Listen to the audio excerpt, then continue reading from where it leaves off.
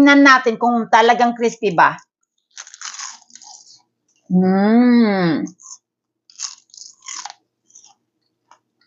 Wow. Super crispy, super sarap. Magluto tayo ng kale chips. Ang kailangan lang natin ay kale, asin, at saka olive oil.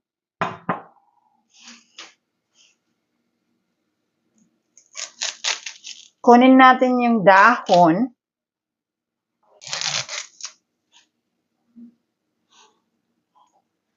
Tapos ilagay sa mangkok. Olive oil. Asin, kahit anong asin pwede.